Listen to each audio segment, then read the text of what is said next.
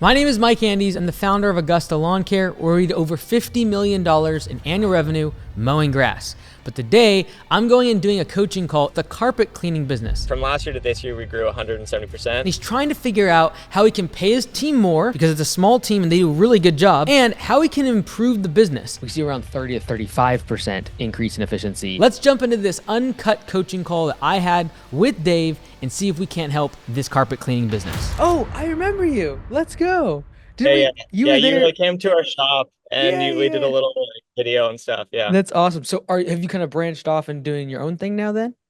Kind of. I'm still partners with them, but I own a third of this company, which is carpet cleaning.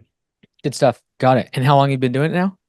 We probably I guess a year about now. It was like a soft launch because I transitioned out of Atkinson and kind of made that transition, bringing somebody else on for me, and then kind of slowly launched this company. But I'd say now we're kind of a year into it. Awesome, man. Cool. Well, I know you probably are a little bit familiar with pay for performance already, but sure. maybe just let's just dig into kind of some of your questions about how it can be applied obviously to carpet cleaning, and then we can go from there. Cool. Yeah. I'm just gonna open another tab here with my to-do list here. Okay, so I guess on my end, so pretty much I have one staff member currently plus myself. I don't know whether the paying for obviously P for P is gonna be worth it at this point, but at the same time I'm really protective of my time just because I am kind of owner operator, and automating things as much as possible is obviously kind of how I can scale right now. So that I'm kind of curious about. And then there's just some kind of weird things, if I should treat things kind of as a run, because it's almost more traditional to residential mowing when I kind of 3 or 4 jobs in a day. I guess maybe 2 or 3. But there's also sometimes my lead tech will be on jobs by himself, and then other times that for bigger jobs and we need to speed things up, I'll obviously schedule myself to be there as well. So there's lots of kind of manual adjustments. So I'm trying to just make sure it's simple but also accurate. Yeah, that's really why we did the integration with Copilot, is because of this one major thing. And that's when someone goes and helps someone else on a job, that's when it starts to get complicated in terms of tracking, because someone's responsible for 60% of labor, someone else is responsible for 30%, and someone else is responsible for 10%, because they converge at one project. So I don't think it's necessarily required to have the software for if you just have one employee. Especially if you're working with them a lot, really you are the system. And it's more a matter I just recommend you make sure your budget hours are locked in, you actually have labor revenue, and you just know what those numbers are, so that when you do have multiple crews, you can roll out P for P without having any trouble. And so we always tell our owners, if they're going to not roll out P for P when they have one employee, it's just make sure your base pay that you plan to have with P for P, you don't pay them more than that on hourly wages now. So that way, when you roll out P for P, there's only upside for them. Yeah. Yeah. No, that makes sense. I mean, so right now what I do, because running a solo carpet cleaning crew is definitely harder than running a 2-person crew. They're just a lot more labor intensive. Even just kind of mentally, it's a bit more of a grind. So right now I pay my tech, who also came from Atkinson, so I know him very well.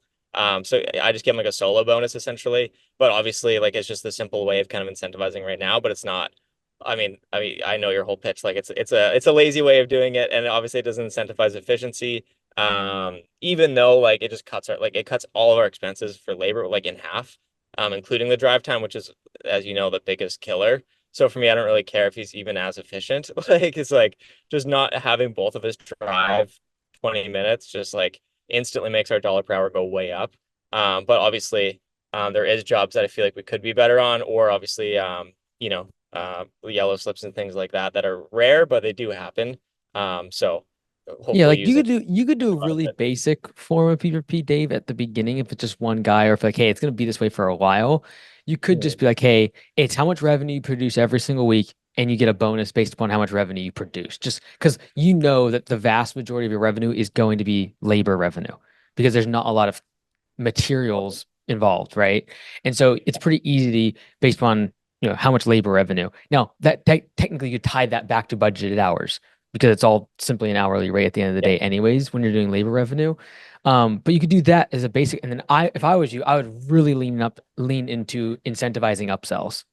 And so, did you Yeah, watch recently, Dave, that turnaround I did with the carpet cleaning company? I did. Yeah, yeah, for sure. Yeah, like that's like the real advantage of like the carpet cleaning model is your tech is inside with the customer usually. And that's the difference between landscaping and like Yeah, something like carpet cleaning is you are inside with the customer usually and you're going to talk to them. And so the ability to be able to yeah. train the tech on the upsell is like I would incentivize that just as much, if not more than efficiency. Yeah, yeah, no, that makes sense. I actually made like well, I've always kind of had like a pre and post cleaning checklist, but I added looking out for upholstery and stuff like that, into that checklist. So trying to get some Hormozy stuff going on, simplify things really well, and then obviously taking stuff for what you're doing. My other, I guess it's like kind of more strategy, which I wasn't expecting to ask, but if you're here, so we have like essentially like our setup of the day is like making sure that we have all the chemicals we need, and it's not a long time, but I would say maybe just like let's just call it 15 minutes to make sure you're kind of prepped for the day.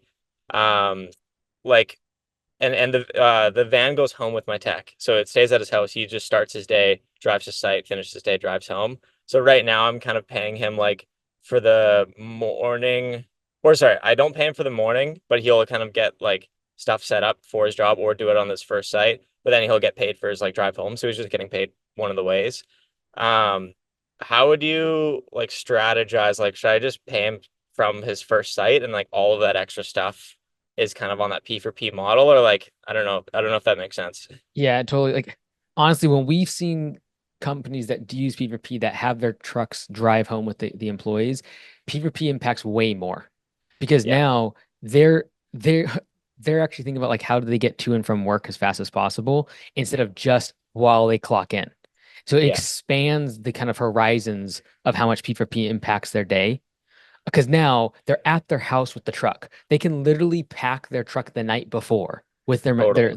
their tools, their chemicals, etc., for their next day. So we see like in as a blended average, we see about 25 to 30% increase in efficiency if they're doing P for P and they don't have that. If they have the trucks go home with the guys, or in your case, vans, because the crew member that is motivated by the money is literally doing chemicals at night and we can see them because they clock in like for like 20 minutes or 30 Yeah, minutes at the end of the day after hours and on P4P. And I know what's happening. They're doing all their yeah, chemicals and everything.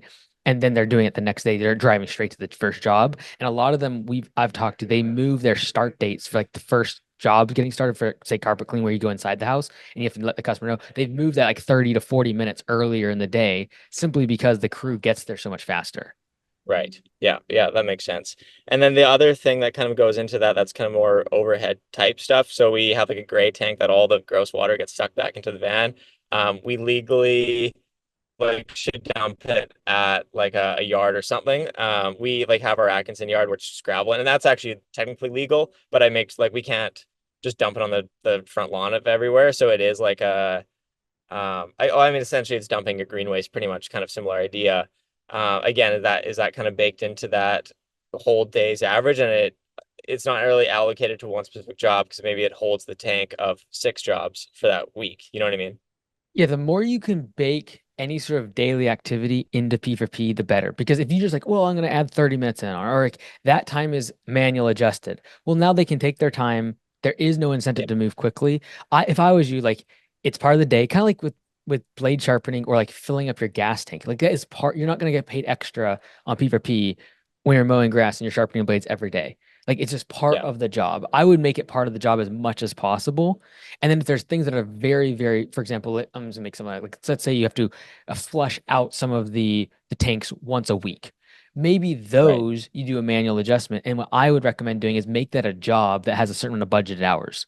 So it's like Yes, I instead of remember you did a video recently about that too, kind of yeah, because allocating hours to overhead as soon as items. you make it a manual adjustment, it's like, yeah, just track your time. Well, there goes P for P out the window. But if you say, Yeah, it takes 20 minutes, great. I'm gonna give everyone zero point 0.5 budget hours, and then we rock and roll.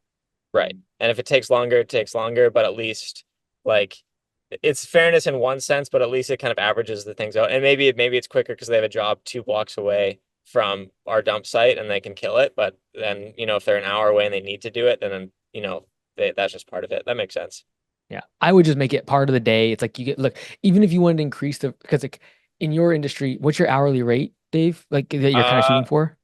I try to get $100 an hour on site.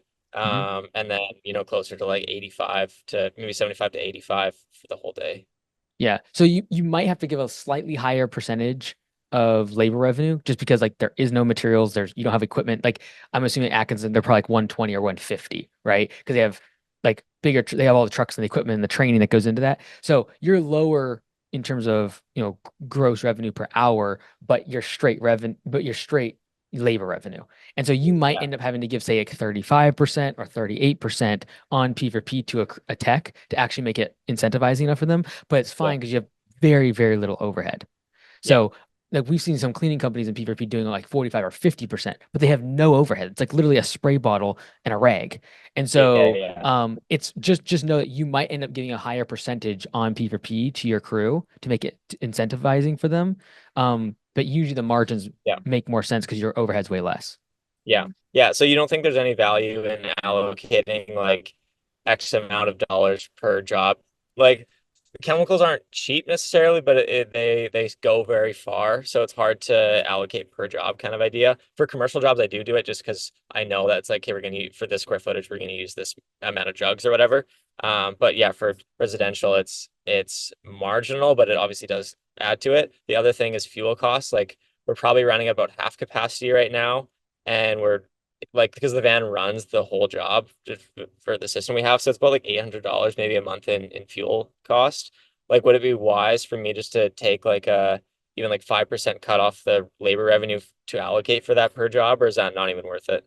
I would just bake it into your model, right? So like instead of giving them 38%, maybe you give them 33% Got it. because right, you know there's other costs. I would just bake it in so that way you can just tell the tech revenue you get this percentage of. Because if you're Yeah, like, well, it's 10% by the time they chemicals and fuel, great. Just give them less of a percentage of just the take labor that off. revenue, and then they can do the math easier. Okay, cool. Okay, sounds good. I won't take too much of your time here. As far as the software goes, is there any integrations with Jobber at all? Not with Jobber. No, we only do it with Copilot right now. And like Yeah, really the advantage only is that it brings all the data over for you. And then the tech when they clock in the morning can see all the jobs they have. And like as they complete them, it shows how much they're making. yeah, And that's really the benefit is like not having to copy and paste. But honestly, like we have quite a few people in Jobber using it, and it takes them about a minute per day per person. And okay, especially in carpet cleaning, lawn care, you're not doing massive 2, 3 week projects. It's super basic. So like you yeah. could probably get away with using Excel for a while. It's when you get that second person and they start helping each other in jobs, and it might even be like when you're helping on a job, that's Mm. when it gets a little bit funky when it comes to just like trying to keep track of it yourself. Yeah, okay, no, that makes sense. And then so the PPP software is obviously separate from Jobber. So like, am I pulling the hours over from Jobber and inputting them into PPP, or are they clocking into their own P4P system too? You could do it the first way if you want to manually do it, but I would recommend just they have the app, they clock in and out on P4P, then they go into Jobber to see their job notes, for example. Yeah, And then they just know at the end of the day, you go back into P and clock out. That way, inside of P4P, they also keep track like their yellow slips, any dates that right. they're late or they call out, and they can see like so. We always like before we did the integration with Copilot, we would just say, hey, look, go to P4P for everything to do with your payroll, go to other CRM in order to see all your job notes. So like end beginning and end of the day, they'd go to P for P. It Yeah, also that's where they can see like how much they're tracking for bonus, what their daily reports are that they get, all through the P for P app. cool. Okay, last question here. Does Zapier have any integrations with the PPP software, like if you're exporting data or anything like that, or no? No, but really the main export that you can do is the CSV file. So Yeah, if you're a big Zapier fan, you could use a lot of their Google Sheet stuff if yeah, you want to throw it into like Gusto or QuickBooks or payroll software, for example. You can do that just using the export CSV and then throw it in. But we don't have like a okay. direct integration with Zapier yet. Cool. Okay. Based on what we've talked about in the last 15 minutes, is there anything you think I should know or continue to move forward with, or vice versa? Finish Yeah, like off with. I think the main thing is if you don't do P4P now, just make sure your base pay is less than what you know it's going to be on P4P. So that when you do roll it out, you're good to go. Cool. I would probably say if you do the software or if you do it without, like I would consider yourself an employee. And so when you go into someone's job site, you're just gonna have to figure out, okay, if it's a 4 budget hour job and I help for 1.5, I got to take that out of what I'm paying them. Um, Yeah. and so that like like what's your growth trajectory, Dave? Are you trying to like get like 4 or 5 employees next year? Like how fast are you trying to grow? I mean, kind of what money allows. Like, it's pretty expensive to buy leads, as you know, especially with local services. So I'm really focusing on referral programs and stuff like that right now, and just organic. I'd say like right from last year to this year, we grew 170%. And so we're going to do about like 100,000 this year. Ideally, I think per van we could probably do about 200,000. So I pretty much need to get another like lead tech in because my other guy's leaving for the spring, and then I myself will supplement those hours. But I think at a full-time capacity van, it's like going to be, yeah, a couple 100,000. So, I mean, future, probably 2, 3 years, yeah, get some more vans on the road, but I just want to hit capacity right now with the one van we have. And then, Cool. Yeah, like the faster you can get into lead gen yourself, and then you have basically techs that are extremely self-reliant and self-sufficient with P4P, and they're extremely incentivized on upsells. That's when you can scale it, right? yeah, Because as soon as you're in the field, you know this from Atkinson, like when they started growing a lot faster, they were able to get out and do sales. And so yeah, I think that's your strength anyways. And so, um, assuming you have the capital to do it, like the faster you can get them self-reliant, that's what's nice about carpet cleaning is like they can do these jobs in the van by themselves. You don't need the overhead, the office. And yeah, so, I just really encourage you like lean into your sales side as much as you can. You make sure operations is, self-reliant, use P4P, like even if it's a month or two, like even if you're like, hey, I used this free trial. I don't really need it for another month or two. Let Lael know. We'll give you an extra month, even if needs be, or two, or till you get two employees. That's when you'll really feel the benefit of having the software to kind of do the math for you. But what you could do too, Dave, is just like use the free trial and run the math on your current employee without him even knowing it. So it'll take the right. extra minute because you have to put the clock in and clock out times. Yeah, But like if you run that math, you'll be like, okay, do I give them 30%? Am I at 35? Am I at 38? You'll kind of know yeah, where you need to fall. And then that way you can just like from a budgeting perspective, know going forward, I'm always paying 33% of this revenue to wages and it's not fluctuating at all. yeah. Okay, no, that makes a lot of sense. Cool. Okay, I'll let you go. I really appreciate your time and everything that you do. I'm sure you hear that a lot, but yeah, I've been listening to your stuff, especially owning the new business for myself. I've been keying Good back stuff, in on a man. lot of Good for stuff, so you. I I remember appreciate. sitting in the back of the truck, chilling out, drinking some soda and hitting some Yeah, golf balls into the field. Let's go. times have changed for sure. So yeah, no, you're killing it. Hopefully we'll see you again soon. Cool. Best of luck to you, brother. Love you. Take care.